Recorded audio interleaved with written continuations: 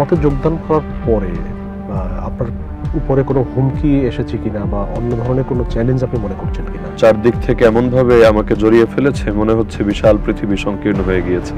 কিভাবে জামাতকে আপনি কেন পছন্দ করলেন? জামাত ইসলামী নিয়ে আমার পড়াশোনা অনেক আগ থেকে। এই যে ঐক্যটা হয়েছে, এটা তো একটা আধিপত্যবাদের বিরুদ্ধে ঐক্য হয়েছে। ভারতের সাথে আমি মনে করি আমাদের সম্পর্কটা হবে চোখে চোখ রেখে। ভারতীয় আগ্রাসনটাই এখানে বেশি, বা হিন্দুদের যে কালচারটা, এই কালচারটা মুসলমানদের মধ্যে ঢুকিয়ে দেওয়ার চেষ্টা হচ্ছে। এখান থেকে বেরিয়ে যাওয়ার উপায়টা কি? রাজনৈতিক ফ্যাসিস্টরা বিদায় হয়েছে, সাংস্কৃতিক ফ্যাসিস্টরা বিদায় হয়নি।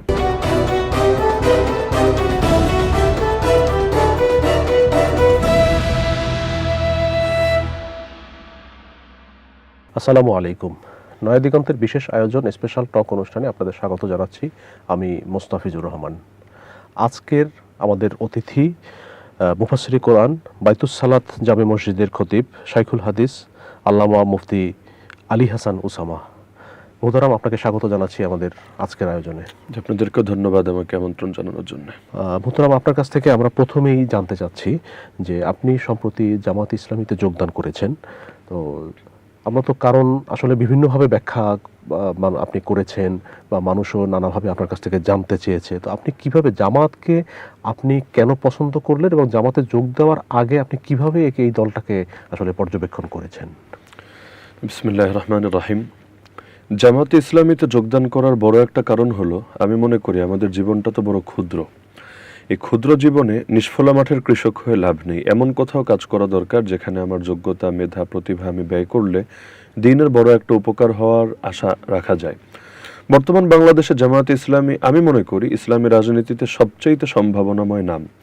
তারা আজ যে অবস্থানে আছে, অপরাপর দলগুলোর এই অবস্থানে আসতে আগামী হয়তো 10-20 বছরও লেগে যেতে পারে। ততদিনে জামায়াতে ইসলামী হয়তো আরো অনন্য উচ্চতায় পৌঁছবে ইনশাআল্লাহ।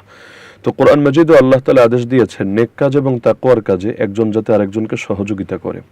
একটা গাড়ি সামনের দিকে আগাতে চাইলেও সবগুলো চাকার সাপোর্ট লাগে।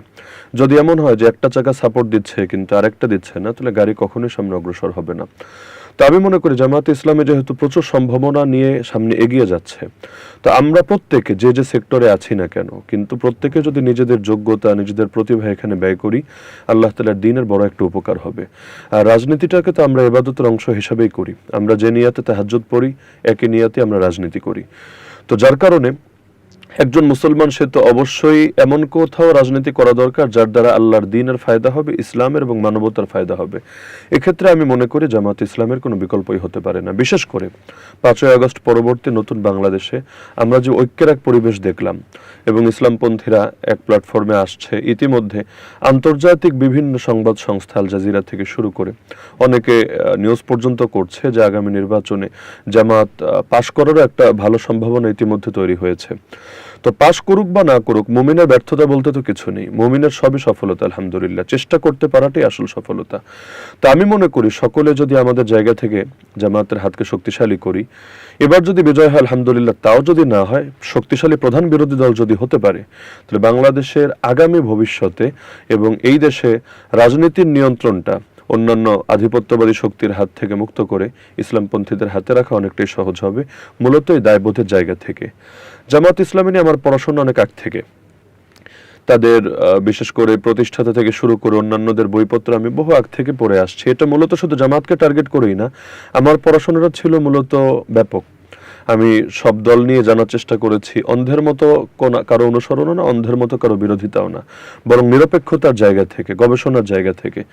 তো একটা পর্যায়ে আমার কাছে মনে হয়েছে, যদিও তাদের কিছু বিষয় নিয়ে বিভিন্ন আলেমদের মাঝে বা ইসলামী ঘরানার কারো কারো মাঝে সমালোচনা আছে, কিন্তু রাষ্ট্রচিন্তার জায়গা থেকে এবং সাংগঠনিক কাঠামো এবং শক্তির জায়গা থেকে তারা এমন এক পর্যায়ে আছে যার ধারে কাছে অন্যরা এখনো পর্যন্ত আসতে পারেনি। তো সব মিলিয়ে আমি মনে করি যে যেহেতু রাজনীতির বিষয়টা টোটাল ডিফারেন্ট, এখানে আপনার বাস্তবতা এবং নীতি নৈতিকতা উভয়টা সমন্বয় করতে হবে। যদি এমন হয় আমার কাছে অনেক দামি আদর্শ আছে কিন্তু আমি জগৎ বুঝি না, আমি রাজনীতির রও আমার ভেতরে নেই, তাহলে তো আমি আগামী দিনে অগ্রসর হতে পারবো না। তো আমাদের লড়াইটা যেহেতু অনেক বড়, এই লড়াইয়ের ক্ষেত্রে আমি মনে করেছি যে জামাত ইসলামী যে নীতি নৈতিকতা, যে আদর্শ, যে সততা এবং সর্বোপরি যে ইউনিকনেস নিয়ে আগাচ্ছে, তাদের সাথে আমি কাজ করলে আমিও তাদের দ্বারা উপকৃত হতে পারবো এবং তারাও আমার দ্বারা উপকৃত হতে পারবে। কারণ আল্লাহ তাআলা আমাকে যে জ্ঞান দিয়েছেন এর দ্বারা যদি আরো 10টা মানুষ উপকৃত হয়, হাদিসেও আছে সর্বোত্তম জ্ঞান সেটা যেটা অন্যের উপকারে আসে। খায়রুল ইলমি মা নাফা। মূলত এই চিন্তা থেকে জামাতে যোগদান করা। আচ্ছা, জামাতে যোগদান করার পরে আপনার উপরে কোনো হুমকি এসেছে কিনা বা অন্য ধরনের কোনো চ্যালেঞ্জ আপনি মনে করছেন কিনা? জামাতে আসার পরে তো আসলে জগৎটা ইতিমধ্যে চারদিক থেকে এমন ভাবে আমাকে জড়িয়ে ফেলেছে, মনে হচ্ছে বিশাল পৃথিবী সংকীর্ণ হয়ে গিয়েছে। অধিকাংশ মানুষ গালিগালাজ করছে অন্ধত্বের কারণে। এক নম্বরে ইতিমধ্যে তো বাংলাদেশে রাজনৈতিক একটা মেরুকরণ তৈরি হয়েছে। ইতিমধ্যে বড় বড় দুইটা দল একটা যেহেতু নির্বাচন সামনে, সাংঘর্ষিক অবস্থানে আছে। তো যারা এতদিন আমাদেরকে প্রাণের চাইতে বেশি ভালোবাসতো, অনেকে এখন রাজনৈতিক চ্যালেঞ্জ মনে করার কারণে তারা প্রচুর গালিগালাজ করছে, বিভিন্ন রকম হুমকি ধমকি আসছে। যদি এগুলোকে পাত্তা দিচ্ছি না, কারণ অনলাইনের হুমকি এগুলো আমার কাছে কোনো জটিল বিষয় মনে হয় না। আমরা তো আল্লাহর জন্যই কাজ করি এবং মনে এটাই রাখি যে হায়াত আল্লাহর হাতে, মৃত্যু আল্লাহর হাতে। যেই কয়দিন কপালে আছে সেটা বাঁচবই। তো যেহেতু মৃত্যু সুনির্ধারিত, শিয়ালের মতো বেঁচে কি লাভ? একদিন বাঁচলো সিংহের মতোই বাঁচবো, বীরের মতোই বাঁচবো। তো যার কারণে কোনো হুমকি ধমকি, কোনো গালিগালাজ যেগুলো আমার ভেতরে মানসিকভাবে মোটেও প্রভাব ফেলছে না। আমার অনেক বন্ধু ইতিমধ্যে জিজ্ঞেস করেছে যে আপনার মানসিক অবস্থা কি? যে আঘাত বা যে ধাক্কা আপনার উপর যাচ্ছে, পাহাড়ও তো টলে যাওয়ার কথা, আপনার মানসিক কি অবস্থা? আমি বললাম না, আলহামদুলিল্লাহ আমি মানসিকভাবে আগের চাইতে আরো মজবুত আছি, কারণ অপ্রস্তুত তো ছিলাম না। অপ্রস্তুত অবস্থায় ধাক্কা লাগলে সেটা সয়ে নেওয়াটা কঠিন, কিন্তু আমি আরো বড় কিছুর জন্য প্রস্তুত ছিলাম, সে তুলনায় আমার কাছে মনে হচ্ছে কমই। কারণ দিনের পথে চলতে গিয়ে নবীদের উপরই যদি আঘাত আসতে পারে তাহলে আমরা আর কি? তাহলে আল্লাহ নবী যদি এরপরও ইস্তেকামাত এবং অবিচলতার পরিচয় দিতে পারেন, আমরাও পারবো ইনশাআল্লাহ। ইনশাআল্লাহ। আচ্ছা, আমি একটু ঐক্যর বিষয়ে জিজ্ঞাসা করতে চাই আপনার কাছে, যে বাংলাদেশে এই নির্বাচনকে কেন্দ্র করে ইসলামী দলগুলোর মধ্যে একটা ঐক্যের প্রচেষ্টা হয়েছে এবং ঐক্য প্রায় কাছাকাছি চলে গিয়েছিল। সর্বশেষ অবস্থান হলো ইসলামী আন্দোলন বাংলাদেশ, তারা ঐক্য থেকে বেরিয়ে যায়, তারা আলাদা করে মানে নিজেরা ইলেকশন করতে যাচ্ছে। আসলে এই ঐক্যটা ভেঙে গেল কেন, আপনার কাছে কি মনে হয়? ঐক্যটা 2024-এ যখন 5ই আগস্ট বাংলাদেশ নতুনভাবে মুক্ত হয়, সকলেই তখন এটা বুঝতে পেরেছিল যে ফ্যাসিবাদ বা ফ্যাসিবাদী শক্তি যেভাবে আমাদের উপর জগদ্দল পাথরের মতো চেপে বসেছিল, দীর্ঘকাল বহু দল আলাদা আলাদাভাবে আন্দোলন করেও কিছু করতে পারেনি। কিন্তু সর্বশেষ ঐক্যবদ্ধ আন্দোলন যখন হয়েছে, আলহামদুলিল্লাহ আল্লাহ তাআলা আমাদের কল্পনার বাইরে অতি অল্প সময়ের ভেতরেই বলবো আমাদেরকে মুক্তি দান করেছেন। এটা থেকে সকলে বুঝতে পারছিল যে আমরা যদি একটা প্ল্যাটফর্মে না আসি, তাহলে ইসলাম পন্থার উত্থান বা আমাদের মানে প্রতিদ্বন্দ্বী যারা, সে সেকুলার শক্তির সাথে মোকাবেলা করা আমাদের বিচ্ছিন্নভাবে কারো পক্ষে সম্ভব না। সেই চিন্তা চেতনা থেকে রাজনৈতিক দলগুলো তো আছেই, অরাজনৈতিক প্ল্যাটফর্মগুলো তারাও চেষ্টা করছিল যে একটা কাছাকাছি অবস্থানে কিভাবে আসা যায়। কিন্তু একটা দুঃখজনক ব্যাপার হলো, শুরু থেকে একটা বিষয় ক্লিয়ার রাখা হয়েছিল যে এই ঐক্যটা আমাদের হবে, এটা ইসলামের কল্যাণকে সামনে রেখে। এটা দলীয় কোনো আদর্শিক ঐক্য না যে এক দল আরেক দলের আদর্শ বা এক দল আরেক দলের নীতি নৈতিকতা মেনে নিবে, তার প্রতিটা মূলনীতির সাথে একমত হবে, এটা না। বরঞ্চ ইসলামের বড় টার্গেটকে সামনে রেখে প্রত্যেকের ব্যক্তিগত আদর্শ যা যা, কিন্তু বৈচিত্র্যের মাঝেও একটা ঐক্য থাকবে। কিন্তু দুঃখজনকভাবে আমি মনে করি শেষ সময় এসে ঐক্য যতটা ক্ষতিগ্রস্ত হয়েছে, এর মূল কারণই হলো এখানে স্বার্থটাকে বড় করে দেখা হয়েছে। আমাকে এতগুলো আসন দিতেই হবে, দিলে আমি আছি, দিলে আপনি আমার চোখে অনেক ভালো, না দিলে আমি নাই, এবং আপনার এই সমস্যা সেই সমস্যা। এটা তো সম্পূর্ণ স্বার্থ ছাড়া আর ভিন্ন কিছু মনে করি না।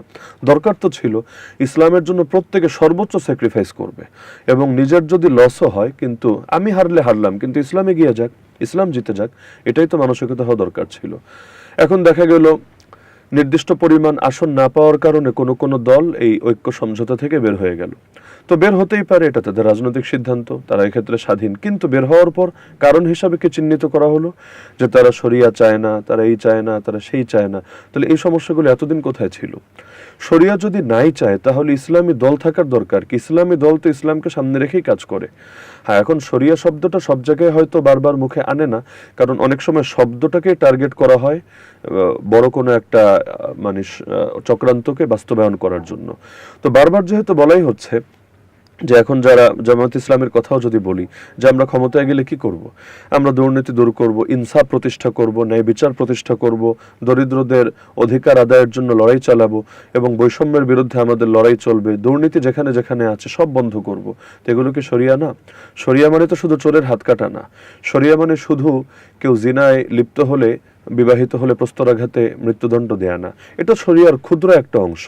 কিন্তু শরিয়ার বড় যে অংশগুলো আমি তো দেখি 80 এবং 90% সেটা সকলের সামনে আছে এবং এটার ব্যাপারে জনগণের ভেতরেও কোনো দ্বিধা নেই। শরিয়ার মূল পয়েন্ট সবাই চায়। বাদশাহ নাজাশির জীবন যদি দেখি, আল্লাহ নবী সাল্লাল্লাহু আলাইহি সাল্লাম নিজে তার গায়বানা জানাজা আদায় করলেন, অথচ বাদশাহ নাজাশিও কিন্তু 100% শরিয়ার শাসন প্রতিষ্ঠা করতে পারেননি। কিন্তু তাই বলে আল্লাহ নবী তার সমালোচনা করেননি, আল্লাহ নবী তাকে কাফের অথবা বেঈমান বলে অভিহিত করেননি। কিন্তু আজকে এটাই হচ্ছে। একদিনেই প্রচলিত কাঠামোর ভেতরে থেকে পূর্ণাঙ্গ শরিয়া হয়তো কেউ করতে পারবে না এদেশে, ক্ষমতায় যারাই যাক। তাদের জন্য একটা সময় লাগবে, প্রেক্ষাপট এবং পরিবেশকে প্রস্তুত করতে হবে। কিন্তু আজকে এই ব্লেম দেওয়া হচ্ছে যে তারা বলছে ক্ষমতায় গেলে শরিয়াত কায়েম করবে না, তারা বিদেশি শক্তির সাথে হাত মিলাচ্ছে। আমরা এমন একটা দেশে আছি, তৃতীয় বিশ্বের এমন একটা অংশে, এখানে অবশ্যই বিদেশি শক্তিগুলো আধিপত্য চালানোর চেষ্টা চালাবে। তাদের সাথে ব্যালেন্সের সম্পর্ক রেখে কেউ যাতে প্রভু না হয়ে বসে, বরঞ্চ জাস্ট স্বার্থটা জন্য যতটুকু প্রয়োজন হয়, এভাবে তো সকলকে দেশ চালাতে হবে। এমন না যে আজকে যারা অপবাদগুলো দিচ্ছে তারা ক্ষমতায় গেলে সবার সাথে বিদ্রোহ করে এককভাবে দেশ চালাবে, এটা তো না। তাহলে আমি মনে করি স্বার্থের কারণে আজকে ঐক্য ক্ষতিগ্রস্ত হয়েছে। যদি প্রত্যেকে নিজের স্বার্থের চাইতে ইসলামের স্বার্থকে সামনে রাখতো, আজকে ঐক্য মোটেও ক্ষুণ্ণ হতো না, বরঞ্চ জাতির স্বপ্নের জায়গা, আশার জায়গা পূরণ হতো। গোটা জাতি চাতক পাখির মতো তাকিয়েছিল। কিন্তু আমি মনে করি এবার যদি আমরা তাদেরকে হতাশ করি, তারা চিরকাল আমাদেরকে ধিক্কার দিবে। আচ্ছা, এই যে ঐক্যটা ভেঙে গেল, এই ভেঙে যাওয়ার কারণে আসলে লাভবান কারা হচ্ছে? ঐক্য ভেঙে যাওয়ার কারণে মূল লাভবানই হচ্ছে সেকুলার শক্তি, হিন্দুত্ববাদী শক্তি এবং বিগত সময়ের পরাজিত শক্তি। তাদের দুয়ার উন্মোচিত হচ্ছে। এবার তো আমরা যেহেতু সারা দেশেই চলাফেরা করি ওয়াজ মাহফিলের সুবাদে, পুরো বাংলাদেশের মানুষ, অধিকাংশ মানুষ, এমনকি যারা অন্য কোনো দলও করে, বড় বড় দলও আছে, তাদের তৃণমূলের কর্মীরা আমাদেরকে বলতো যে আপনারা শুধু এবার এক থাকেন, বিজয়ী কিভাবে করতে হয় আমরা দেখবো ইনশাআল্লাহ। মূল বিজয়ের মালিক তো আল্লাহ, কিন্তু আমরা সর্বোচ্চ চেষ্টা আমরা চালাবো। তো এটা দেখে তো আমরা গণজোয়ার দেখে এটাই বুঝেছিলাম যে এবার একটা রেভলিউশন হয়ে যাবে ইনশাআল্লাহ ইসলাম পন্থার পক্ষে। কিন্তু লাস্টে এসে যেটা হলো, এর দ্বারা কোনো ইসলামী দল লাভবান হবে না, কেউই না। যারা বেরিয়ে গেছে তারা সবচাইতে বেশি লসে পড়বে। আর যারা অন্য বাকি যে দলগুলো মিলে আছে, তারা ওই একদল বের হওয়ার কারণে কিছুটা সমালোচনা এবং কিছুটা ঝামেলার মুখে পড়েছে। এর দ্বারা ইসলামের কোনো লাভ হয়নি, বরং যতটুকু লাভ হয়েছে সেকুলার শক্তি বা অন্যান্য শক্তিদের লাভ হয়েছে। আচ্ছা, আর একটা বিষয়, যে নির্বাচনী প্রচারণা শুরু হয়েছে ইতিমধ্যে এবং আগামী 12 তারিখে বা 12 ফেব্রুয়ারি নির্বাচন অনুষ্ঠিত হবে। এই নির্বাচনে দুটি প্রধান পক্ষ প্রচারণা চালাচ্ছে, একটি বিএনপির পক্ষ আর একটি জামাতের পক্ষ। এই দুটি পক্ষই আওয়ামীদের হাতে নির্যাতিত। এখন এই দুটি পক্ষের মধ্যে ইদানিং বক্তব্য সহ নানা কর্মকাণ্ডে কাদা ছোড়াছুড়ি সহ তাদের মধ্যে একটা সংঘাতের আশঙ্কা দেখা যাচ্ছে। তো এইটা আসলে আপনি কিভাবে দেখবেন, বা এটা আগামীতে ফ্যাসিবাদ আবার নতুন করে আসার কোনো রাস্তা তৈরি করে দিতে পারে কিনা বলে আপনি মনে করছেন কিনা? এরকম যে বর্তমান সময়ে দুঃখজনকভাবে আমরা লক্ষ্য করছি নির্বাচনী প্রচারণার ক্ষেত্রে কথার যুদ্ধ এমন পর্যায়ে চলে গিয়েছে যেটা আসলে কোনো কোনো ক্ষেত্রে ভদ্রতা এবং সভ্যতার সীমানাও ছাড়িয়ে যাচ্ছে। যেমন আমি গত একদিন আগে লক্ষ্য করলাম, বাংলাদেশে এখন বড় দলের প্রধান ব্যক্তিত্ব বিদেশ থেকে এসে তিনি এমন কথাও বলছেন যেটা ধর্মীয় ফতোয়ার পর্যায়ে চলে যায়। তিনি বলছেন যে কিছুদিন আগে ঢাকা এবং নরসিংদীতে যে ভূমিকম্প হলো, এটা জামায়াতে ইসলামী শিরিকের কারণে হলো। এই কথাটা তো ধর্মের দিক থেকে এবং বিজ্ঞানের দিক থেকে, উভয় দিক থেকে চরম আপত্তিকর একটা কথা। একটা দলের তৃণমূলের কোনো নেতা সে হয়তো এটা বলতে পারে, কিন্তু একটা জাতীয় নেতা যার দিকে পুরো দেশ না পুরো বিশ্ব তাকিয়ে আছে, তার মুখ থেকে এমন কথা তো অবশ্যই আপত্তিজনক। এবং তিনি বিভিন্ন জায়গায় প্রচারণা চালাতে বারবার ধর্মটাকে কেমন যেন ব্যবহার করছেন। অমুক দল তারা জান্নাতের টিকিট বিক্রি করছে, এটা কেমন কথা? জান্নাতের টিকিট বিক্রি করার কথা কেন আসবে? আর কেউ যদি এমনটা বলেও যে ভোট দিলে তুমি জান্নাত পাবা, এটা তো আমি দেখতে পাচ্ছি তার দলের লোকেরাও ইতিমধ্যে এই পরিমাণ বলেছেন যেটা দিয়ে ভিডিও পাবলিশ করতে চাইলে বিশাল লম্বা ভিডিও হয়ে যাবে। তো যেটা নিজের দলের ভেতরে আছে এটা অন্যের ভেতর কেন বলবে? আর ভুল তো ভুলই, এটার দায় দলের উপর কেন? একজন ব্যক্তি যদি ভুল করে এই ব্যক্তিকে বোঝানোর চেষ্টা করা হবে, ব্যক্তির উপর আপত্তি করা হবে, কিন্তু একটা দল কেমন ভাবে উপস্থাপন করা হবে তারা কাফের হয়ে গেছে, তারা মুশরিক হয়ে গেছে, আর এই ফতোয়া দিতে তো মুফতিও হাজারবার চিন্তা করবে। তা আমি মনে করি এই যে বাকযুদ্ধ হচ্ছে এর মূল ফায়দাটাই নেবে আধিপত্যবাদী হিন্দুত্ববাদী শক্তি এবং তাদের লেসপেন্সার যারা দেশে ছিল তারা। কেন? কারণ এদের ভেতর যদি ফাটল হয়, আমি তো মনে করি দরকার ছিল আগামীতে ক্ষমতায় যারাই যাক না কেন তারা অন্যদেরকেও এমনভাবে পাশে নিয়ে দেশ পরিচালনা করবে যাতে করে একটা জাতীয় ঐক্যের পরিবেশ থাকে।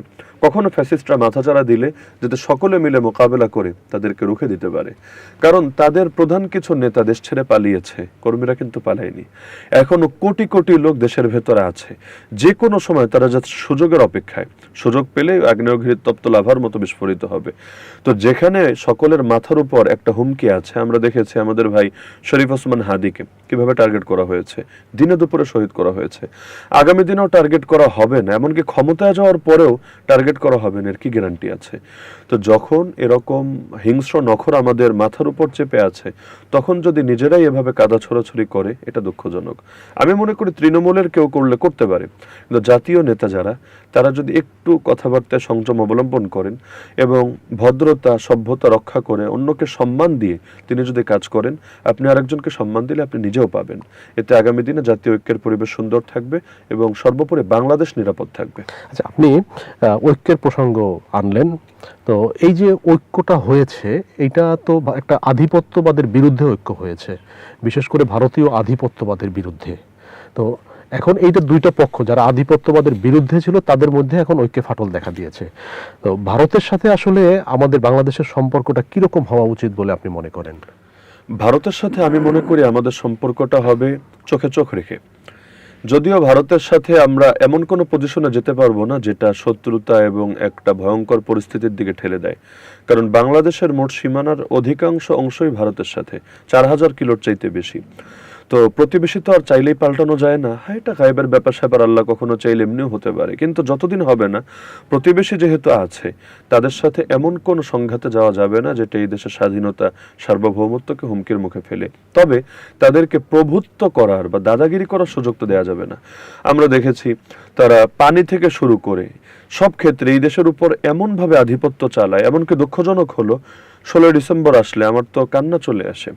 প্রায় প্রতি বছর আমরা দেখি এটাকে তারা নরেন্দ্র মোদী থেকে শুরু করে টুইটারে যে পোস্টগুলো তারা দেয়, এটাকে বাংলাদেশের স্বাধীনতা না, তাদের স্বাধীনতা, তাদের বিজয় বলে তারা এটাকে উল্লেখ করে। তাহলে তাদের বিজয় কেন হবে? বাংলাদেশকে আলাদা একটা রাষ্ট্র না, নাকি তারা এটাকে একটা নিজেদের করদ রাজ্য বা একটা নিজেদের অংশের মতো মনে করে? তাহলে দেখা যাচ্ছে বিভিন্ন ক্ষেত্রে তারা নিজেদের দালালদেরকে দেশে ক্ষমতায় রাখতে রাখতে অবস্থা এমন হয়েছে, প্রশাসন থেকে শুরু করে গোয়েন্দা সংস্থা থেকে শুরু করে আমাদের অর্থনীতি, আমাদের মিডিয়া, এমনকি আমাদের পানি, সব ক্ষেত্রে এমনভাবে তারা প্রভুত্ব চাপিয়ে দিয়েছে যেটা এই দেশের মানুষের স্বাধীনতা সার্বভৌমত্বকে হুমকির মুখে ফেলেছে এবং ফেলানি থেকে শুরু করে কত নিরীহ সাধারণ মানুষদেরকে তারা বিভিন্ন সময় হত্যা করেছে, যার বিচারও এখনো হয়নি। তো আগামী দিনে যারাই ক্ষমতায় আসবে, আমি মনে করি ভারতের সাথে সম্পর্কটা হবে এমন যেটা সির্ফ স্বার্থের সম্পর্ক, এবং এর জন্য জরুরি হলো শুধুমাত্র ইন্ডিয়ার প্রতি নির্ভরশীল হয়ে রাষ্ট্র চালালে এটা সম্ভব হবে না, বরঞ্চ সম্পর্কের একটা ব্যালেন্স করতে হবে। এমন সব রাষ্ট্রের সাথে সম্পর্ক রাখতে হবে যে ইন্ডিয়া চিন্তা করবে আমি যদি এখন বাংলাদেশের উপর আধিপত্য চালাতে যাই, তাহলে আমাকে দমন করার মতো বা আমাকে চ্যালেঞ্জ ছোড়ার মতো আরো যে শক্তি, তাদের সাথে এদের একটা ইতিমধ্যে ভালো বোঝাপড়া আছে।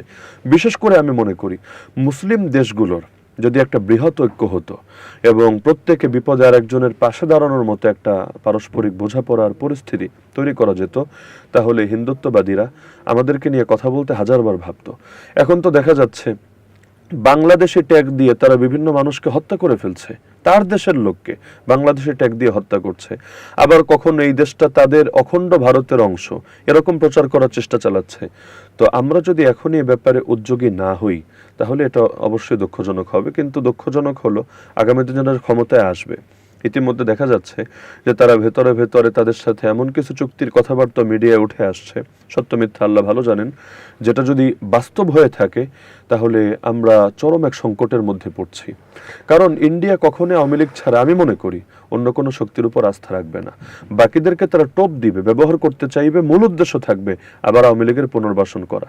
আওয়ামী লীগের পুনর্বাসনের পথ যদি কেউ খুলে দেয় এবং আধিপত্যবাদীদের মাথাচাড়া দেওয়ার সুযোগ কেউ করে দেয়, এই জাতি, এই দেশের জনগণ কখনোই তাদেরকে ক্ষমা করবে না এবং আগামীতে আবারও বিপ্লব হতে পারে, আবারও নতুন কোনো জাগরণ হয়ে এই শক্তিগুলোর বিরুদ্ধে সকলে মাঠে নেমে আসতে পারে। আচ্ছা, এই যে আধিপত্যের বিষয়টা আসছে, তো শাসনতান্ত্রিক একটা আধিপত্য আমরা এখানে দেখতে পেয়েছি এবং সেটার বিরুদ্ধে সাধারণ জনতা মাঠে নেমে এসেছে।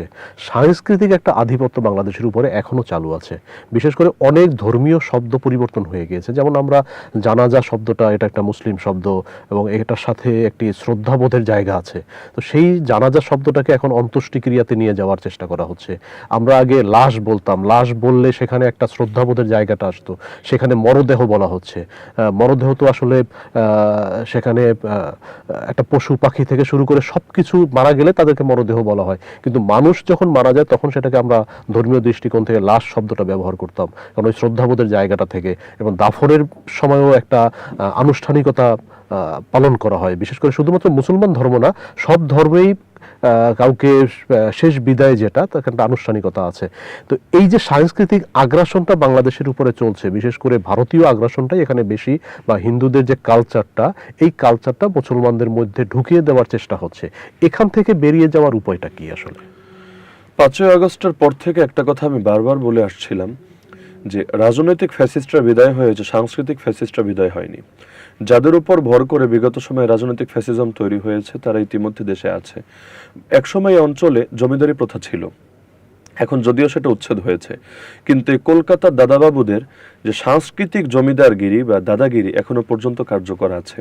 আপনি যে সংকটগুলোর কথা উল্লেখ করলেন, এর বড় একটা কারণ হলো সাংস্কৃতিক ক্ষেত্রে যদি আমরা সংখ্যাগরিষ্ঠ মানুষ মুসলমান, কিন্তু আমরা ইসলামী সংস্কৃতিকে সামনে আনতে পারিনি, যার কারণে এখন তো কিছু পশ্চিমা সংস্কৃতি ঢুকছে, কিন্তু টার্গেট করে সেই হিন্দুয়ানি সংস্কৃতিকে প্রাচীন বাঙালি সংস্কৃতি বলে চালিয়ে দেওয়ার একটা চেষ্টা লক্ষ্য করা যাচ্ছে।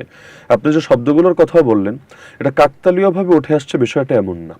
কিছু মিডিয়া কাজই করে এই ন্যারেটিভ তৈরি করতে যে এটাই হলো আধুনিকতা বা এটাই হলো আমাদের বাঙালিপনা, এটাই আমাদের হাজার বছরের ঐতিহ্য। এগুলো যদি ব্যবহার করি আমরা খাঁটি বাঙালি হব, আর যদি ব্যবহার না করি তাহলে আমরা কেমন যেন আরব বা পার্সিয়ান অথবা আমরা সেই আফগানিস্তানি মুসলমানে পরিণত হব। তো এই যে দেখা যাচ্ছে বিভিন্ন ক্ষেত্রে সাংস্কৃতিক একটা আধিপত্য, বিশেষ করে কলকাতা সংস্কৃতিটাকে বা তাদের ভাষাকে পর্যন্ত এই বাঙালির উপর চাপিয়ে দেওয়ার যে চেষ্টা আমরা দেখেছি। বাংলা একাডেমি থেকে যে সর্বশেষ প্রমিত বাংলার অভিধানগুলো বের করেছে বা তারা নিয়ম নীতিগুলো দিয়েছে, এগুলোতে অনেক ক্ষেত্রে তারা সেই কলকাতার যে সাহিত্য বা তাদের যে আদর্শ, এটাকেই আমাদের উপর চাপিয়ে দেওয়ার চেষ্টা চালিয়েছে। তো একটা জাতি যদি নিজেদের সাংস্কৃতিক স্বকীয়তা এবং ঐতিহ্য ধরে না রাখে, তাহলে সেই জাতির পতন অনিবার্য। সংস্কৃতি আমাদের শক্তি যোগায়।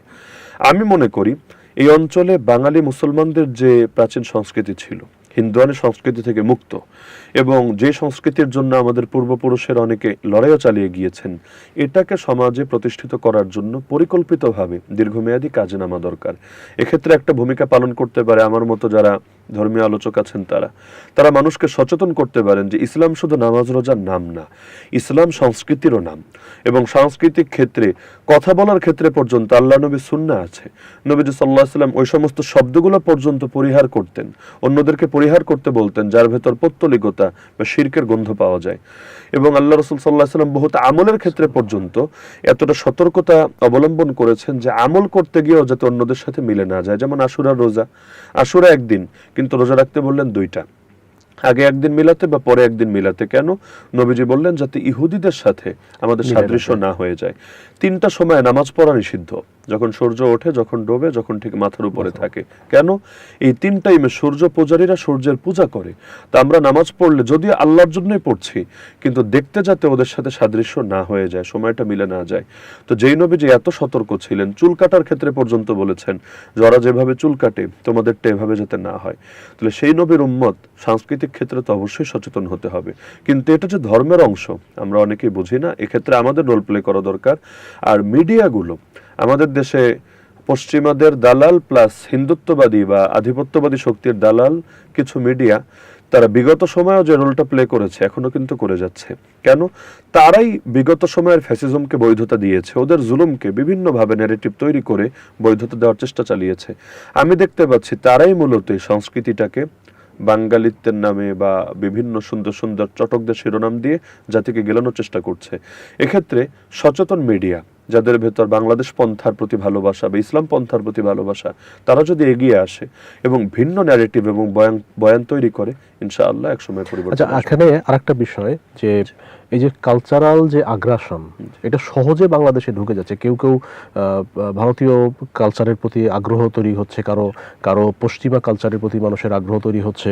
তো এই যে মানুষের আগ্রহটা তৈরি হয়েছে, বিভিন্ন জনের এক একজন এক এক দিকে চলে যাচ্ছে, এইটার পিছনে বাংলাদেশের যে শিক্ষা ব্যবস্থাটা, বিশেষ করে মাদ্রাসা শিক্ষা ব্যবস্থার দুইটা ধারা, কওমি একটা ব্যবস্থা আর একটা আলিয়া ব্যবস্থা, আবার জেনারেল লাইনেও এরকম বিভিন্ন ধরনের শিক্ষা ব্যবস্থা আছে, একটা ইংলিশ মিডিয়াম আবার একটা বাংলা মিডিয়াম। এই যে ক্লাসিফিকেশনটা, মানে একই দেশে 4 ধরনের 5 ধরনের শিক্ষা ব্যবস্থা বাংলাদেশে প্রচলিত, এর মাধ্যমে কি মানে কালচারালি বাংলাদেশ বিভিন্ন দিকে ডাইভার্ট হয়ে যাচ্ছে কিনা, বা এর মাধ্যমে আমাদের যে একটা ঐক্য হওয়া দরকার, এটার পেছনে কোনো বাধা হিসাবে কাজ করছে কিনা?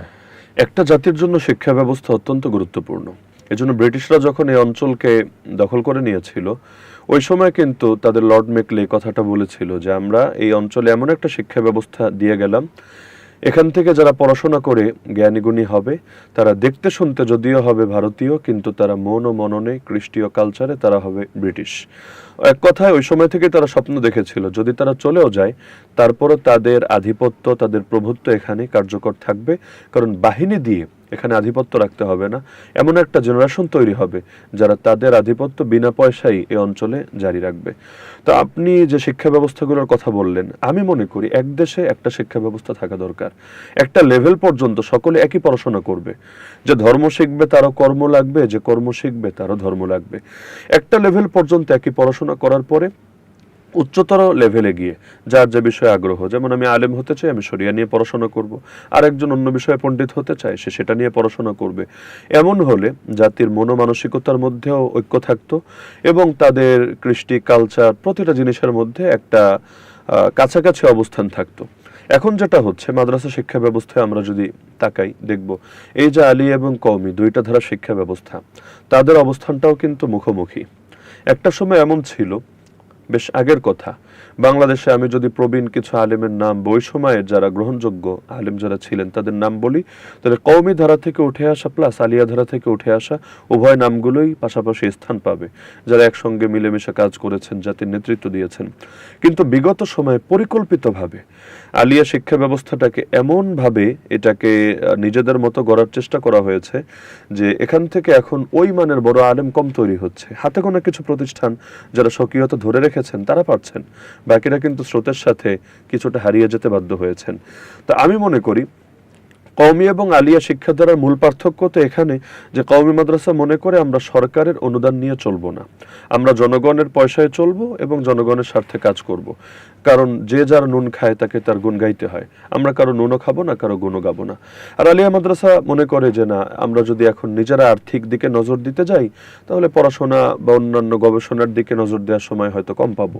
তাহলে আমরা সরকারি অনুদানে চলি, কিন্তু আমরা আমাদের মতো করে দুইটা সমন্বয় ঘটাই, জেনারেল নলেজ প্লাস ধর্মীয় জ্ঞান, উভয়টা সমন্বয় ঘটাই। আমি মনে করি সেরেফ যদি এতটুকু পার্থক্য নিয়েও চলতো, যে ইনকাম সোর্সের পার্থক্য, বাকি প্রত্যেকে নিজেদের আদর্শের জায়গায় এবং জ্ঞানের জায়গায় যদি তারা অটুট থাকতো, তাহলে এখন যে দূরত্বটা তৈরি হয়েছে, যে অনৈক্যটা তৈরি হয়েছে, এটা হতো না। তো চাইলেই একদিনে এদেশে শিক্ষা ব্যবস্থা সব পার্থক্য দূর করে এক জায়গায় আনাটা হয়তো সম্ভব হবে না। যেমন জেনারেল লাইনেও আমরা দেখতে পাই Bangla medium, English medium. English মিডিয়ামে যারা পড়াশোনা করছে, এদের মধ্যে বাঙালিত্বের তুলনায় পশ্চিমা কালচারটাই বেশি দেখা যাচ্ছে। কারণ শিক্ষা ব্যবস্থা থেকে শুধু মানুষ কালো কালো অক্ষর শেখে না, একটা আদর্শ শেখে, একটা ঐতিহ্য শেখে, একটা ধারা শেখে। তো এগুলোর কারণে দেখা যাচ্ছে আগামীতে এইরকম একটা আশঙ্কাজনক পরিস্থিতি তৈরি হয়েছে। নেক্সট যে জেনারেশন আসবে, জেনারেশন আলফা, তারা কতটুকু বাঙালি থাকবে আর কতটুকু পশ্চিমা ধাঁচের থাকবে, এটাই তো ইতিমধ্যে সন্দেহ তৈরি হয়েছে। তো তারা যখন রাষ্ট্র পরিচালনায় যাবে, তারা যখন বিভিন্ন সেক্টরে নেতৃত্ব দিবে, অবশ্যই এই জাতির ঐতিহ্য, এই জাতির সংস্কৃতি হুমকির মুখে পড়ার আশঙ্কা আছে। তো আগামী দিনে যারা ক্ষমতাসীন হবে, তারা যদি এই বিষয়গুলোতে নজর দেন এবং প্রতিটা ক্ষেত্রে নিজেদের কালচারকে তারা প্রতিষ্ঠিত রাখার এবং আগামী প্রজন্মের ভেতরে এটা ছড়িয়ে দেওয়ার জন্য পরিকল্পিত চেষ্টা চালান, তবে আমি মনে করি কিছুটা হলেও এই সমস্যাটা বা এই সংকটটা দূর করা সম্ভব হবে। না হলে ভয়ঙ্কর এক ভবিষ্যৎ আমাদের জন্য অপেক্ষা কিন্তু করছে। এটা কি সম্ভব আসলে? বিশেষ করে কওমি এবং আলিয়া এই দুইটি শিক্ষা ব্যবস্থাকে কি একটা জায়গাতে নিয়ে আসা কি সম্ভব কিনা আসলে?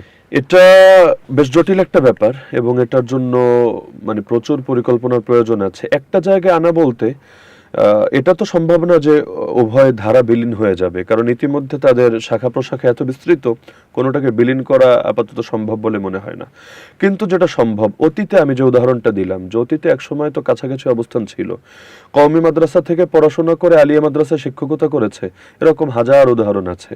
আবার আলিয়া মাদ্রাসা থেকে পড়াশোনা করে ভালো আলেম হয়ে কওমি মাদ্রাসা শাইখুল হাদিসও থেকেছে, এমন বহু ভূমিকাও আছে। এমনকি বাংলাদেশে যারা নেতৃত্ব দিয়েছেন সব দলমত নির্বিশেষে, ধর্মীয় নেতৃত্ব, এদের মধ্যে একাধিক আলিয়া মাদ্রাসা থেকে উঠে আসা আলেমও ছিলেন। তো অতীত তো ছিল, তো অতীতে সম্ভব থাকলে আগামী তো সম্ভব হবে, অবশ্যই হবে। আচ্ছা, আমরা একটু বাংলাদেশের নির্বাচন পরিস্থিতির দিকে যেতে চাচ্ছি, যে আগামী 12 তারিখে নির্বাচন অনুষ্ঠিত হচ্ছে, খুব অল্প কয়েকটা দিন সময় আছে।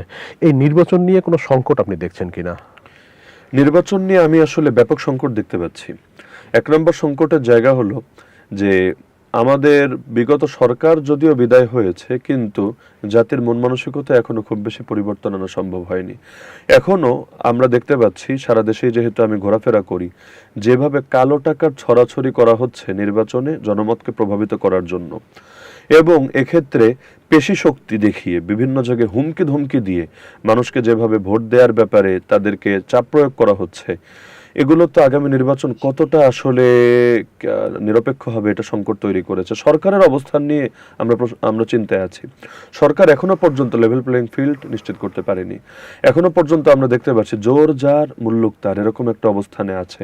বড় বড় দল তারা অনেক আচরণবিধি লঙ্ঘন করার পরও তাদেরকে প্রশ্নের আওতায় আনা হচ্ছে না, জবাবদিহি করা হচ্ছে না, শোকজ করা হচ্ছে না। যারা দুর্বল তাদেরকে কখনো ভুল বিষয় নিয়েও সমালোচনায় দাঁড় করানো হচ্ছে। যেমন দেখেছিলাম মাওলানা মামুনুল হক সাহেব, তিনি গণভোটের লিফলেট প্রচার করেছিলেন, গণভোটে যাতে মানুষ হাতে ভোট দেয় এটার পক্ষে। তো এটা তো সরকারই করে আসছে, এবং এটা তো ইতিমধ্যে ঘোষণা দিয়েছে যারা সরকারি চাকরি করে তারাও করতে পারবে। তো সেখানে তিনি কাজ করলেন এটা, কিন্তু একটা মিডিয়া উদ্দেশ্য প্রণোদিতভাবে নিউজ করলো যে তিনি এখন অনুমতি আসার আগেই, অর্থাৎ এটা 22 জানুয়ারি আগের কথা, তিনি তার দলের পক্ষে এবং নিজের মার্কার পক্ষে প্রচারণা চালিয়েছেন, তাকে শোকজ করলো। অথচ এতটুকু তো খোঁজখবর নিয়ে শোকজ করা দরকার ছিল। তাহলে লেভেল প্লেইং ফিল্ডের ব্যাপারে আমরা এখনো নিশ্চিত না। তার চাইতে বড় আশঙ্কার কথা, 5ই আগস্ট এবং তার আগে পরে যে অস্ত্রগুলো লুট হয়েছে পুরো দেশে, সেগুলো কিন্তু এখন উদ্ধার করা সম্ভব হয়নি। এই অস্ত্রগুলো কোথায়? এগুলো যে আগামী দিনে নির্বাচনের সময় কোনো ঝুঁকি তৈরি করবে না, এটা কিভাবে গ্যারান্টি দিব? এবং আমরা দেখেছিলাম সরকার এক পর্যায়ে ঘোষণা দিলেন সব জায়গায় ক্যামেরা বসাবেন, বডি ক্যামেরা থাকবে নিরাপত্তা রক্ষীদের সাথে, কিন্তু এক পর্যায়ে দেখলাম সিদ্ধান্ত থেকে সরে আসলেন। এমনকি কোনো ঝুঁকিপূর্ণ সেন্টারে তারা সিসিটিভি ক্যামেরা বসাবেন এমন ঘোষণা আসলো, কিন্তু এটা নিয়েও সন্দেহ আছে। এক জায়গায় দেখলাম ক্যামেরা লাগাতে না লাগাতে এটাকে যেন ভেঙে ফেলেছে। সব মিলিয়ে ঢাকা শহরের কথা যদি বাদও দেই, গ্রামাঞ্চল এবং মফস্বল এলাকাগুলোতে নির্বাচন কতটা সুষ্ঠু হবে এটা নিয়ে আশঙ্কা আছে। লেভেল প্লেইং ফিল্ড যদি নিশ্চিত করতে না পারে, সকলের একরকম অধিকার যদি নিশ্চিত করতে না পারে, তামাশার নির্বাচন যদি করে, আমি মনে করি ভয়ঙ্কর এক সংকট তৈরি হবে, এবং আরও কোনো আন্দোলন হয় কিনা বা জাগরণ ঘটে কিনা এটা নিয়ে আশঙ্কা আছে। কিছু কিছু দলের মধ্যে কেন্দ্র দখলের একটা প্রবণতা দেখা যাচ্ছে, বা মাঠ পর্যায়ে এই ধরনের একটা আশঙ্কা শোনা যাচ্ছে, বিভিন্ন জায়গা থেকে রিপোর্ট আসছে আর কি। তো এই ধরনের কোনো আশঙ্কা আপনার কাছে মনে হয় কিনা যেরকম হতে পারে? জি, পেশি শক্তির কথা আমি এজন্যই বললাম, মাসল পাওয়ার যারা কাজে লাগাচ্ছে, যারা এখনই হুমকি দিতে পারে জনগণকে যে আমার মার্কায় ভোট না দিয়ে অন্য মার্কায় দিলে ঘরেই থাকতে পারবে না, তারপর এলাকা ছাড়া করব, তো তারা যে কেন্দ্র দখল করবে না বা অন্য কিছু করবে না, এটা কিভাবে গ্যারান্টি দিব? দুঃখজনক ব্যাপার হলো আমরা প্রশাসনকেও তো এখনো নিরপেক্ষ ভূমিকায় পাচ্ছি না। প্রশাসন তো চাইলে কেন্দ্রগুলোকে এমন অবস্থায় রাখতে পারে যে কেউ দখল করার কথা কল্পনাও করবে না, কিন্তু এর জন্য তাদের তো আগে নিজেদের দিক থেকে ইচ্ছাটা থাকা লাগবে। এই প্রশাসন তো আসলে যেটা আগের যে সরকার ছিল, আওয়ামী লীগ সরকার বা ফ্যাসিস্ট সরকার, তাদের হাতে গড়া প্রশাসন। এই প্রশাসনকে দিয়ে কি আসলে নিরপেক্ষ নির্বাচন কতটা আশা করতে আমি পারি সন্দিহান কারণ বড় একটা অংশ তো বিগত সময় তারা নিয়োগ পাওয়া লোক, যারা একই মানসিকতার, এবং নিয়োগ দেওয়ার ক্ষেত্রে কিন্তু দলীয় ব্যাপার এবং বিভিন্ন কিছু দেখেই তারা নিয়োগ দিয়েছে। তো এরা তাদের যেহেতু খাস লোক বলা যায়, আস্থাভাজন লোক, তারা নিরপেক্ষতা পালন করবে এটা অনিশ্চিত। আর দ্বিতীয় হলো, যারা তাদের নিয়োগ দেওয়াও না, তাদেরও বড় একটা অংশ ইতিমধ্যে মানসিক দাসত্ব গ্রহণ করে নিয়েছে। অনেকেই ভাবছে যে আগামী দিনে তো অমুক দল পাওয়ারে আসার সম্ভাবনা, তাহলে আগ থেকে আমরা তাদের ফেভারেই থাকি, আমরা তাদের পক্ষ নিয়ে থাকি, এতে আমাদের চাকরি বা অন্যান্য জিনিস হয়তো আর একটু ঝুঁকিমুক্ত থাকবে। তো এই অবস্থান মানসিকভাবেই যদি নিরপেক্ষ না হয়, তাহলে ফিল্ডে কিভাবে নিরপেক্ষ হবে? অসংখ্য ধন্যবাদ আপনাকে আমাদেরকে এত যে দীর্ঘ সময় দেওয়ার জন্য। নয়াদিগন্তকে অসংখ্য ধন্যবাদ। বিগত সময়ে আপনারা যে কোরবানি দিয়েছেন এবং যে জুলুম সাফার করেছেন, আমি আশাবাদী আল্লাহ তাআলার সর্বোত্তম বিনিময় আপনাদেরকে দিবেন এবং আগামী বাংলাদেশে আপনারা এমন একটা আদর্শ রেখে যাবেন যেটা যুগ থেকে যুগ মিডিয়ার জন্য একটা মাইলফলক হয়ে থাকবে ইনশাআল্লাহ। প্রিয় দর্শক, আজ এ পর্যন্তই। আবার দেখা হবে অন্য কোনো অতিথির সাথে। সবাই ভালো থাকুন, সুস্থ থাকুন সেই প্রত্যাশা করছি। আল্লাহ হাফেজ, আসসালামু আলাইকুম।